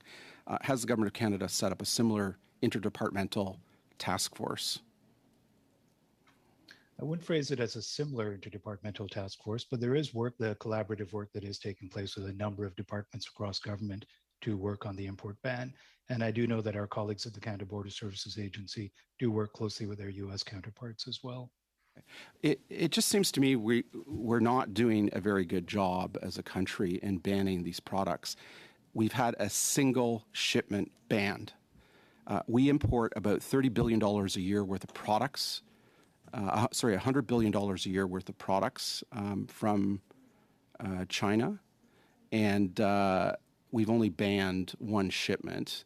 If you look at the United States data, about $9 billion worth of cotton was imported annually from China into the United States, about $10 billion worth of tomatoes on a pro rata basis. That means that we are importing roughly $2 billion worth of tomato and cotton products annually from China into Canada, particularly from Xinjiang. And the fact that only one shipment out of several billion dollars worth of products has been banned seems to me to lead to the conclusion that we're not doing a good job on upholding our treaty obligations under the CUSMA agreement. The other thing I'll add to this is that in the last year, dozens of shipments have been blocked by U.S. border, custom and border officials that, based on the fact that they were products that have been tied to forced and coerced Uyghur labor. Dozens of shipments have been banned, but we've only banned one. So it seems to me that we are not, as a country, doing a very good job. And what I want to know from officials is it a problem in the design of the measures that were announced last January by Minister Champagne? Or is it a problem with the enforcement of the measures announced last January? Like, where is the problem here? It's now been 14 months since the measures were announced. Is it the design of the measures or the enforcement? So that we as a committee can do our work here and advise the House as to what should happen to improve the situation. Thank you for the question, Mr. Chair. I'll try to be brief, but I think I would say a couple of things to this. The first is, I would note that the U.S. has had the benefit of having this interdiction in place since 1930, and so it's had a number of decades to work through operational challenges, ensure that structures and systems and funding are put in place to effectively do it. As I noted, Canada is only the second country in the world to introduce such a ban, and we are working closely with the U.S. in working through what best practices are and how this can be effectively operationalized. The other piece that I would note is that the U.S. does have a different evidentiary threshold for the U.S. Customs and Border Protection Service versus the Canada Border Services Agency, and that does speak to the withhold and release order systems that the U.S. uses for the, I guess, interdiction of the goods versus the approach that the Canada Border Services Agency has to comply with. But I think the critical piece to this is the length of time that the U.S. has had to be able to put this in place, to resource it, and to bring it up to scale. We do know that there are other countries that are interested in legislation like this, have been consulting with us, and recognize the complexity and the scale and scope of trying to introduce something of this nature as well. So it will take a bit of time in order to be able to operationalize it to its full effect. Thank you very much. Thank you, Mr. Chong. Final intervener in this round, Mr. Zuberi, please, for 5 minutes. Thank all the witnesses for being here and underscore how it's very evident that all of us members are on a very similar page when it comes to this extremely important issue. And I'll pick up on some ideas that have come forth, except I'd like to start with the somber anniversary that Hussein Jalil has been in detention since March 27th, 2006, which marked 16 years since he was actually first detained and was rendered through Uzbekistan to detention and subsequent arrest, sentencing in China. So it's 16 years now that our Canadian citizen has not been taken care of and that we're still trying to get him released. That being said, I'd like to shift focus from a lot of what we've heard to move to the situation of Uyghur people overseas. And the way how I see it, Uyghurs, as we've heard from the experts, are not being protected by any state on the face of this earth. And there are many right now in countries outside of China, including tens of thousands in Turkey, some in Saudi, in Pakistan, Thailand, Egypt, other places. And there is pressure upon these countries to deport Uyghurs outside of China back to China. We know that there is an extradition treaty between Turkey and China that has been not yet in effect in Turkey, but there's pressure being applied to make it in effect. We know that Saudi Arabia in the past has deported Uyghurs to China, and Pakistan has also. Thailand right now is holding several dozen in detention who are choosing to stay in detention because others who were detained in a similar situation were actually killed. We know that Turkey also has, some have been deported from there. We know that two, to my information, to my knowledge, are being held right now in Guantanamo who have a Canadian connection, Canadian families. I'd like to know what are we doing as a country to encourage third countries to not deport Uyghur people to China due to pressure?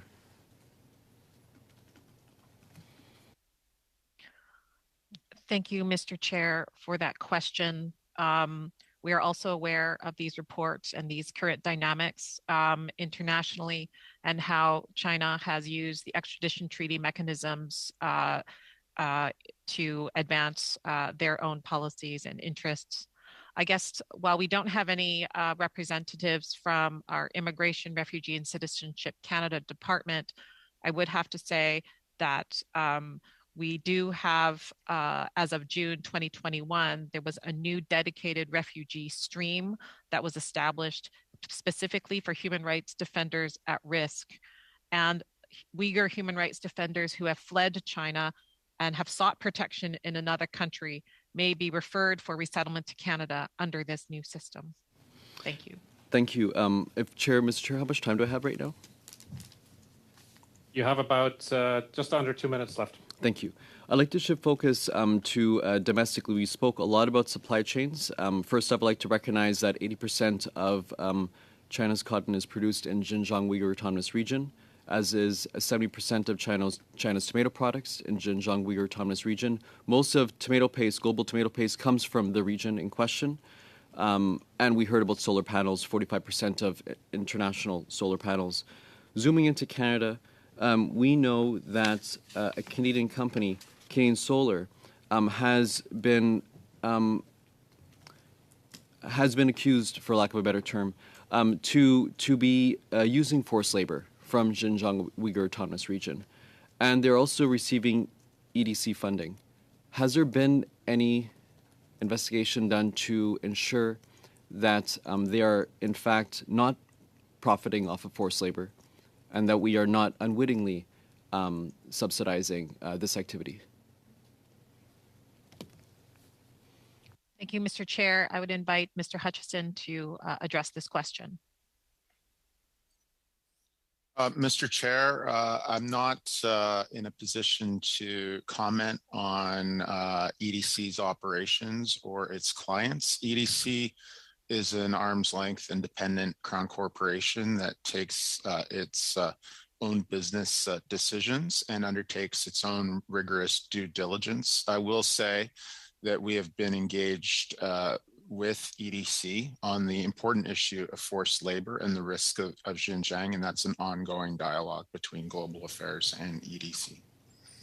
Thank you very much. Thank you, Mr. Zuberi. Colleagues, we will now go into our fourth round. And just before we start, I just wanted to flag with you again that I would like 5 minutes of your time to look at a housekeeping issue with respect to Thursday's meeting. I think if we stick to the time limit as currently allocated and slotted, we should be able to do the entire fourth round. That should take us to about 12:55 and leave us some time for discussion on that point. And with that in mind, Mr. Chong, you are first. 5 minutes to you, please. Thank you. Just to clarify, correct the record, I said something earlier that I misspoke on. I said we import about $100 billion a year worth of imports from China. What I meant to say is that Canada-China two-way trade is about $100 billion a year. We export about $30 billion and we import just over $50 billion a year, I believe. So two-way trade is approaching $100 billion a year. But nevertheless, we import a lot from China. And I think, the fact that only one shipment has been blocked is a concern. But I take officials at their word when they say that they're working diligently to operationalize the measures that were announced last year in January. I have another question about cotton imports. As we know that there are complex global supply chains where it's often difficult to determine the provenance of cotton. I know that the U.S. government has been working on a tool to provide to its customs and border agents that will allow those agents to trace the provenance of cotton by using pollen tracing. Apparently, pollen from cotton provides a unique genetic signature that accurately identifies where the cotton came from. It seems to me with world-leading universities here in Canada, like the University of Saskatchewan and the University of Guelph, where some of this similar research has been taking place, that the Canadian government could be collaborating with Canadian researchers to identify, to develop tools for CBSA officials to help trace imports such as cotton from Xinjiang. I know that there's a researcher, for example, at the University of Guelph who was interviewed in the Guardian newspaper over a year ago, I believe, who had expressed some frustration that Canadian governments, that Canadian organizations weren't utilizing some of the research he had, some of the tools that he had created for tracking the provenance of fish, often which is mislabeled on supermarket shelves, and that he had been more successful in going abroad and getting governments to use his tools than here in Canada. So my question is, are officials in the Government of Canada looking at providing CBSA with new tools to help track the provenance of things like cotton being imported to Canada, like the U.S. government has done and like some Canadian researchers are working on? Thank you, Mr. Chair. I would invite Mr. Patry to address this question. Thank you for the question. I think the short answer to that would be yes, indeed. We are looking at different tools and measures that can be adopted to assist the Canada Border Services Agency. I would say that we did run a pilot, in fact, using artificial intelligence to try and trace bills of lading and sources of different components within products to see if that is something that can be used to help Border Services Agency in figuring out the origins of any particular shipment and where they're coming from. That is a pilot that we're continuing to assess and see whether it is something that can be feasible. We do speak with our American colleagues about different measures that they're using to see if there are things that could be done cooperatively with the Americans as well. And there are discussions in various multilateral and international fora as well about how can governments around the world better collaborate on trying to work with industry in assessing supply chains and figuring out where the problems lie and how deep they are. Mr. Patry, seeing that cotton is such a significant import into Canada and that Xinjiang is such a significant cotton-producing region, have you had any discussions with U.S. officials about the development of this pollen tracing tool? I haven't had discussions with them specifically about that. And again, I can't say whether my Canada Border Services Agency colleagues may have had those discussions. I apologize. Thank you, Mr. Chair. That's all the questions I have. Thank you very much, Mr. Chong. Madame Bandayan, please, for 5 minutes. Thank you. And my intention was actually to address the issue that officials you raised earlier, and now that my colleague Mr. Chong has just raised, and that is the problems involved in identifying the area of origin of goods. You mentioned earlier, sir, that that was an issue that you were concerned about in particular. I am wondering, in light of the fact that it would appear that China is trying to make it difficult for us to identify the area of origin of their exports, is there an intention perhaps to change the way that we have drafted our legislation and our advisories in order to take that into account? Mr. Chair, I'd invite Mr. Patry to address this question. Thank you. Thank you for the question.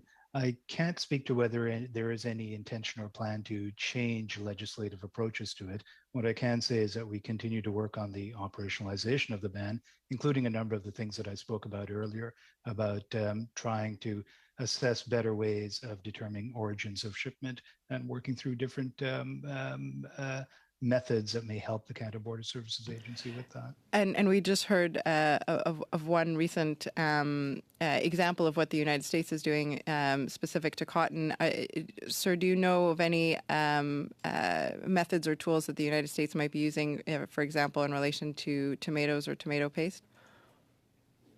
No, I apologize. I'm not aware of any specific measures that they may be using on those two products. Okay. And very quickly, can you help us understand when you mentioned earlier that we are working with our American counterparts, what form that is taking? Are these informal discussions, or is there any more formal? If we're not calling it a task force, is there any more formal relationship or information sharing that is going on between Canada and the U.S.? Well, the CBSA works very closely with the U.S. Customs and Border Protection Agency, and I can't speak to the specifics of what information sharing mechanisms they have in place, but they do have regular, I believe, bi-weekly conversations that take place. I don't know the specifics of that because those are enforcement agency discussions that we're not privy to. I can tell you that we do work closely with our counterparts at the U.S. Department of Labor, who are responsible for more broad-based research on forced labor around the world and examining risks and likelihood of forced labor from any particular area. And we do work closely with them on that information as well. Thank you very much. I would just like, Mr. Chair, to put it on the record that we have now heard very important testimony during this committee, including the fact that an ESDC study will be posted very shortly on the Global Affairs Canada website, and of course that Ms. Bachelet will be coming out with a UN report. I understand that we will have 5 minutes at the end of this meeting to discuss a work plan. I would like to put on the record that it would be of interest to have a further discussion on this topic once those reports have come out, and I hope colleagues around the table would agree to that. Mr. Chair, do I have any time left at this point? You have about a minute and a half, Madame Mandaya. Thank you very much. So to the officials then, once again, I would ask that in light of the changing geopolitical situation in the world, in light of what is going on in Ukraine at the moment, and of course, what we all see as a desire on the West to ensure support for the sanctions that we have put in place, I would like to see if Global Affairs Canada would like to give us an indication if that has changed or impacted our approach in this country to China in any way. Mr. Chair, thank you for the question. Yes, indeed, the events in Ukraine, I think, have shook the world. But however, I must add, as the executive director for the China political division at Global Affairs Canada, that our work, the priority the government places on our relationship with China continues on unabated. I would also add that work is continuing on regarding the development and finalization of our Indo-Pacific strategy. And those two approaches, our evolving China approach as well as our Indo-Pacific framework, will be mutually reinforcing and go a long way, I think, to advance our work in the region. Thank you. Thank you very much. Merci beaucoup, Madame Mandaya. And just before we go to Monsieur Bergeron, I see that Mr. Patry has his hand raised. Mr. Patry, is it a technical point or just a commentary? Technical point, if I may, Mr. Chair. Just Please, one point course. of clarification. Ms. Mandaya noted that ESDC has produced a report that Global Affairs will be putting on their website. If I could just clarify, that is not an ESDC study, but a study that Global Affairs has commissioned from a different group. Thank you very much for that point. Merci beaucoup. Monsieur Bergeron, pour 2 minutes et demie, s'il vous plaît. Thank you very much. Mr. Bergeron, 2.5 minutes. Thank you, Mr. Chair. Should I understand from the answers that have been provided by Ms. Chen over the last minutes that Canada's decision around the recognition or not of there having been a genocide in Xinjiang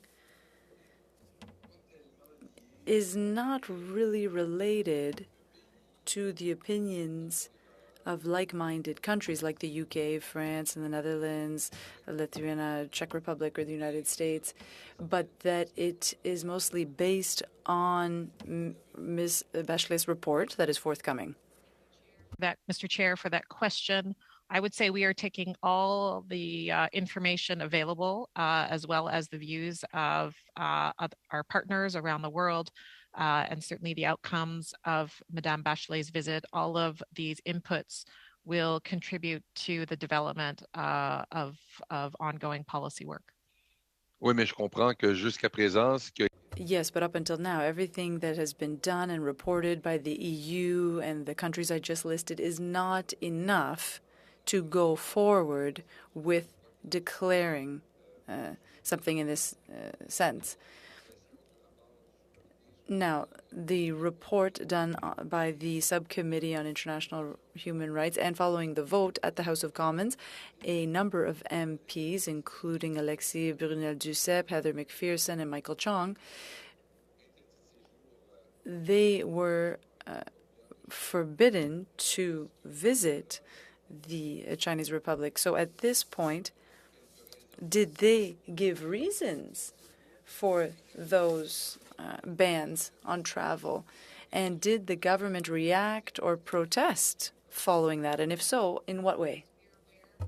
The decision of the government of China to enact restrictions upon the 3 members of parliament that you had mentioned, that is something that we've been aware of, and that those are actions that certainly that we oppose. So, but yes, this is, as you know, it's been a very difficult relationship between Canada and China in recent years. We are taking currently a step-by-step approach regarding regarding Canada-China relations at this time. Merci beaucoup. Thank you very much, Mr. Bergeron. And there weren't any reaction from the Government of Canada? Is that what I'm to understand, Mr. Chair? So what I can say, Mr. Chair, is that yes, we are very much aware. We oppose those decisions by the Government of China. So. Okay. Merci beaucoup. Madame McPherson, please, for 2.5 minutes. Thank you, Mr. Chair. I think what I'm reflecting on as we listen to the testimony today is that all of us recognize that more must be done to help the Uyghurs in China, and I think we can all agree that more needs to be done faster. So in terms of the legislation that we know has been on the mandate letter of the minister, that we know will be coming forward, hopefully, potentially soon, I just had a quick question, perhaps for Mr. Patry. We do know that there is a bill that has come forward in the Senate. It is S211. It is an act to enact the Fighting Against Forced Labor and Child Labor and Supply Chains Act and to amend the custom tariff. It is about to go to the third reading. I know, Mr. Patry, that you were a witness at committee to look at this. I'm just wondering whether the Government of Canada is considering what is in this legislation for the legislation that they will be bringing forward, and whether or not it makes sense for us to move very quickly to get this Senate legislation put forward so we would have at least something in place in the short term while we wait for the minister to bring forward legislation, perhaps at a later date. Mr. Chair, I'd invite Mr. Patry to speak. Thank you. Thank you very much for the question. Mr. Chair, I'm sure you would understand if I say that I can't comment on what the government's position may be with regard to that particular private member's bill. But what I can say is that as we look at developing government legislation on this issue, we are taking into account a range of sources and information and other pieces of either in place or proposed legislation to better inform how the government's own legislation could be the most effective that it possibly can be. Thank you. And I guess one last question very quickly. So we know that the Canadian government has pushed to have the commissioner have the study in May. This is great news. China has yet, though, to ratify the ILO's conventions on forced labor. And the ILO has already expressed concern over the labor practices in Xinjiang. Will the government work towards pushing for an independent inquiry led by the ILO into the situation of the Uyghur forced labor in China? And just a brief answer, please. Yes, Mr. Chair. Oh, sorry, Mr. Sorry, Patry. Ms. Chen. Oh, Thank you. Go ahead. I will just say very briefly on that point that we are aware of the ILO's study by their committee of experts on the application of conventions. As you noted, the ILO has not ratified the forced labor conventions, which makes it difficult for the ILO to take action through their supervisory system on those particular measures. But we do work very closely with the ILO on all issues related to forced labor, including within China, and do support the ILO's supervisory mechanism as an important tool in addressing these issues. Thank you. Thank you so much. Merci beaucoup. Mr. Genuis, please, for 5 minutes. Thank you. I think you get the sense that there's a great deal of anticipation around the government's legislation on forced labor. This was something that I think all of the parties were pushing for in the last election. More needs to be done. And I hope we see that legislation very soon. And I hope we have sufficient time in this parliament to really study it and analyze it, amend it, and sink our teeth into it, that we don't get into the situation we're sometimes in where the government waits till the last minute and then says, oh, we got to pass this quickly without sufficient review or else it won't get done, sort of thing. So again, that's up to the government, not up to you, but I wanted to put it on the record and to state our position, very much hoping to see that legislation include government procurement and government action as well as the private sector. It's not reasonable, it seems, for the government to say that private companies should do certain things in terms of combating forced labor and yet not to require the same of itself. Government should be leading by example. And so the requirements around government procurement and government action as well. And we've seen government entities really being behind on this. And maybe a good place to go in terms of a question is the Canadian Pension Plan Investment Board investing in companies like Dua and Hikvision that are operating and producing technology that is used in repression of Uyghurs. And I know this is CVPIB falls under the finance authority, but I wonder if the witness can comment on the impact on Canada's reputation when our pension fund is investing in technologies that are facilitating, I would argue, this kind of abuse. Thank you, Mr. Chair. This question is an important one. As you mentioned, unfortunately, we do not have any representatives from Finance Canada here with us today. They are in the best position to respond to this inquiry. Thank you. Okay, and this is something that I would hope would be considered in upcoming legislation as well.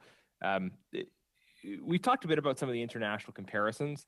It seems to me that that the United States has been ahead of us on this, really working in a bipartisan way to get legislation passed, and we're hearing from our witnesses that sometimes it's just very difficult to unravel supply chains and track information. Doesn't that mean we should be doing more to align our approach with that of other countries and be sharing information? Why don't we have an international agreement among like-minded countries, a North American approach or a broader approach among like-minded countries to ensure we're just constantly sharing information about entities that companies should be avoiding, and why aren't we moving in that direction? Mr. Chair, I'd invite Mr. Patry to respond to this question. Thank you, and thank you for the question. I guess I'd say a couple of things. First of all, just on the point about the U.S. being ahead of the curve on us on legislation, I would just clarify on that point that the U.S. has not introduced supply chain reporting obligations on their entities. So the type of legislation that we're talking about is not something that has been done in the U.S. as yet. But as we noted, they are certainly well ahead of us in terms of implementation of the ban. They're basically two complementary pieces that we're looking potentially at here. If Canada were to introduce supply chain reporting obligations of the type that the UK, Australia, France, and Netherlands and others have introduced, we would be potentially the first country in the world to have both supply chain reporting obligations coupled with an import ban. And as I noted, the US is the only other country in the world to have an import ban in place to date. I think there is a recognition that a lot more needs to be done in the way of international coordination on this issue. We have seen the issue taking greater prominence over the last few years, which I think is an excellent thing. But we do recognize that there is more that could be done in the way of international coordination. These discussions are taking place at the ILO. They are taking place at the G7. Thank you. And just to squeeze one more thing in the time I have, in the last Parliament, a report was done by the subcommittee on the Uyghur genocide.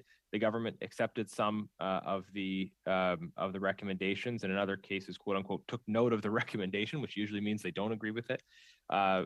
Recommendation 7, in particular, called on the government to review Canadian equipment and technology exported to China to better understand how it is being utilized by end users in that country. What is being done to ensure that Canadian technology isn't used as part of repression? And if we run out of time, if you could respond. Just a brief answer, please. Yes. Yeah. Thank you for the question. Mr. Hutchison, I'd invite you to respond to this question. Mr. Chair, what I would propose, since we don't have export control colleagues with us today, is that we provide a response in writing to the committee. Thank you. Thank you. Thank you very much. And our final intervener in this round, Mr. Zuberi, please, for 5 minutes. Thank you, and thank you again to all the witnesses. I wanted to shift focus for a moment and pick up on some remarks that have been made around what's happened in America, around the Uyghur Forced Labor Prevention Act, and how right now there is, to use lay terms, reverse onus, where products that are believed to be produced in Xinjiang Uyghur Autonomous Region are not entering the country. There is a list that America is currently using in order to do that. Have you taken note of this list and gone through it to see if these companies should be also examined here in Canada? Thank you, Mr. Chair. Mr. Patry, could I ask you to respond to this question? Thank you. I would say that we are aware of the list, and the Canada Border Services Agency is aware of the list as well, but I'm afraid I can't speak to how they may be utilizing the list in their enforcement. I would say that it is a list of goods in the US that they do presume to be at risk of potential exposure to forced labor. But I can't speak to whether the Canada Border Services Agency is using that list in their enforcement actions. I know that you're not the CBSA, but I would ask that beyond awareness that we actually examine the list to determine if those companies should indeed be prevented from bringing goods into Canada. Now again on the same theme, just in terms of for the docket, the record, what is actually out there. We know of what's properly known as the Uyghur Tribunal by eminent jurists in the UK. For example, Sir Jeffrey Nice. He was a lead prosecutor in Milosevic trial. In terms of that tribunal, on December 9, 2021, they, through the evidence that they collected from first-hand witnesses and other experts, they concluded that a genocide is in fact occurring. They concurred with our House of Commons. They said for the reasons of birth control and sterilization that they've determined that for them, according to this tribunal, that genocide is in fact occurring. Have you beyond taken notes, have you studied this legal opinion and decision from the tribunal? Thank you, Mr. Chair. I have read the report and the findings of this important tribunal. As mentioned earlier, we believe it's been very important to build a very good body of research and information regarding the situation in Xinjiang. And again, we are looking forward to ongoing reporting and research, including the outcomes of Madame Bachelet's visit to Xinjiang in May. Excellent. So we know thus far that 4 individuals and entities have been sanctioned by our government. With all that we've heard here, including your opening remarks of grave and serious human rights abuses, of hundreds of thousands of children being forcibly separated from their families and their parents, and we all are parents, are we looking at having more than simply 4? Because I believe this goes well beyond 4 individuals. Are we looking at more than simply 4 being sanctioned to prevent what's happening right now that we know is happening right now? Yes, thank you. The steps we took in March 2021 were very important. That is one step that we have taken. We have a comprehensive approach to addressing human rights concerns in Xinjiang. Sanctions are just one tool in our toolkit. But again, on the specific to sanctions itself, it is one step. It does not preclude action down the line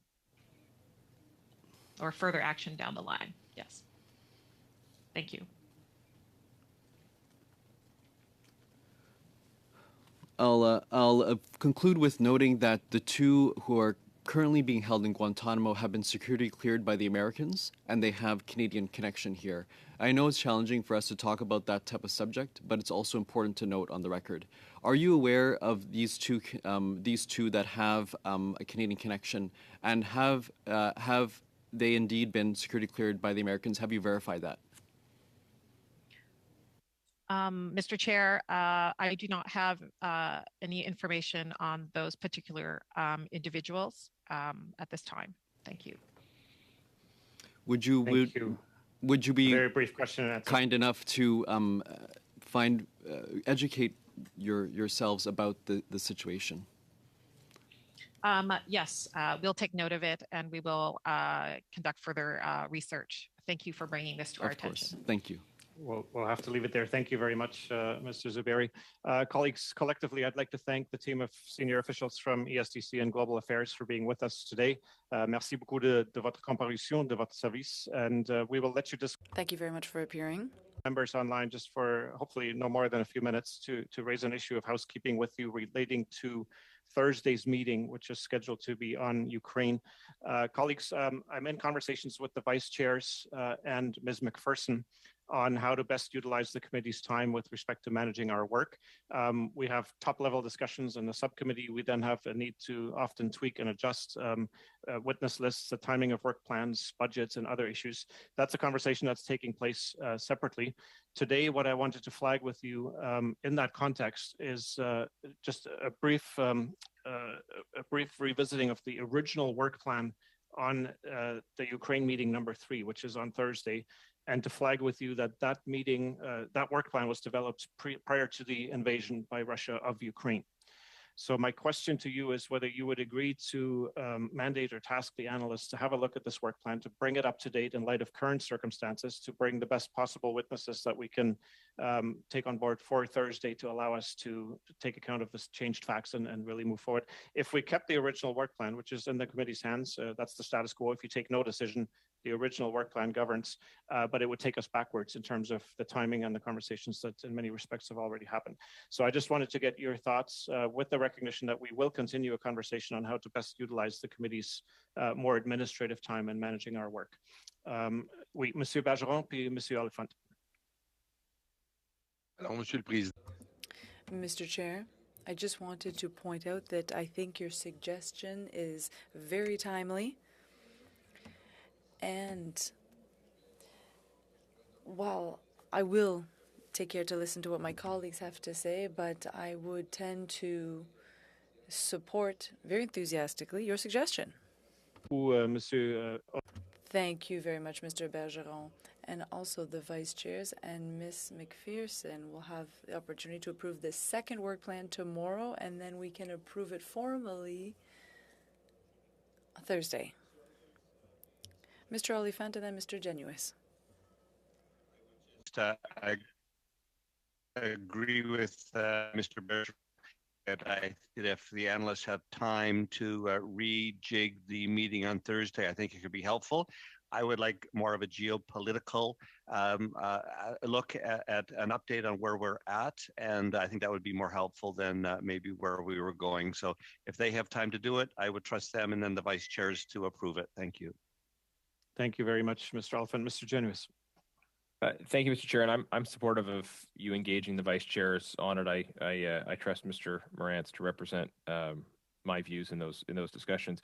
I did want to just ask another question in the housekeeping domain. We passed a motion about the publication of written responses on the website. I wonder if the clerk could maybe just share the link for that, because I was having a hard time finding where those responses are on the website, and maybe that's still under development. But I know just today's meeting we had a lot of written responses as well, so I wanted to make sure I know where to access that information and can share it. Okay, thank you very much for that, Mr. Genuis. Madam Clerk, is that something that we can do shortly? Yes, Mr. Chair, the written responses are all up on the website under related information under the study page. I'll send the links around. Perfect. Okay, Monsieur Bergeron. Oui, Monsieur. Yes, Mr. Chair. On that same question, I had understood. Oh, I'm hearing an echo. It's a little bothersome. I had understood, Mr. Chair, that we weren't going to necessarily publish the responses as soon as we got them, because if necessary, we wanted to agree on the opportunity of publishing them. And there could be situations, as recognized by Mr. Genuis, where the publication wouldn't be timely. And therefore, if we publish them as soon as they're received, we don't have the opportunity to reflect on that option of publishing them or not. I'd like us to go by the principle that we publish all written responses, but that we leave ourselves a little cushion of a few days. We can decide what that cushion will be, but the idea is that we can do our own verification before putting them on the website and before making them public. Thank you very much, Mr. Bergeron. The vice chairs plus Ms. McPherson would have the opportunity to flag any publications that might be controversial. Madame Lagafia, s'il vous plaît. Madam Chair. You know that Madame Bandayan and Mr. Morantz in the room would like to speak. Yes, please. Madame Bandayan, go ahead, and then Mr. Morantz. Merci, Madame la Greffière. Thank you, Madam Clerk and Mr. Chair. Yes, indeed, I do agree. We need to go forward and not backwards, so I agree with my colleagues on this point. I'd also like to propose, in the same vein, that we as a committee be able to explain what we heard on Ukraine. Rather than a report, I suggest a press communique for our conclusions and the report of the committee. And I'd also like to talk about what I proposed earlier in committee as to a second day for Xinjiang. But I understand that time is running out quickly and it's already 1:04 p.m. But perhaps we could settle this question of a press communique. Thank you very much. Mr. Morantz. I realize we've gotten off the initial subject of your first intervention, Mr. Chair. I just wanted to let you know that the Conservative caucus members of the committee agree with your approach with respect to the Thursday meeting on Ukraine. And I look forward to hearing witness suggestions. Thank you. Thank you very much for that. Monsieur Bergeron? Well, Mr. Chair, concerning Ms. Bandayan's suggestion, which I support full-heartedly, I am among those who believes that we can chew gum and walk at the same time. And I like the idea of a report being tabled in the House on our conclusions. So perhaps we could do both if Ms. Bandayan doesn't see any problem with that. Thank you very much, Ms. Bandayan. Did you want to speak to that? If not, we can start another conversation at the next meeting. Yes, I agree with my colleague, Mr. Bergeron. The idea was to lay out what the committee has done in a timely way. I think we're in the middle of a crisis. There's a war at this time, so we have to act quickly so that we can lay out what we have discussed. Perhaps it could first be a press communique, and then a report could come later, because I know that the analysts will do their work and that it will take some time to do that. Thank you very much. Colleagues, if not, I just wanted to double check. I don't have her on my screen, but just want to see if Ms. McPherson is also okay with the approach of having the analysts go ahead. Okay, merci beaucoup. Colleagues. Okay, thank you very much. And if there's no further comments or interventions, we will stand adjourned until Thursday's Mr. Chair, given the discussion that just happened, are the analysts seized with preparing a press release, or how does it work to proceed on that point of agreement? I believe we can certainly draft a press release and send that to the vice chairs for review and approval. I don't see any opposition to that. So go ahead. Okay, colleagues, thank you very much. And we'll stand adjourned until Thursday. Madam Clerk, did you want to come in? No, sorry, Mr. Chair. Okay. All right. We stand adjourned until Thursday. Thank you so much. Merci beaucoup. Thank you very much.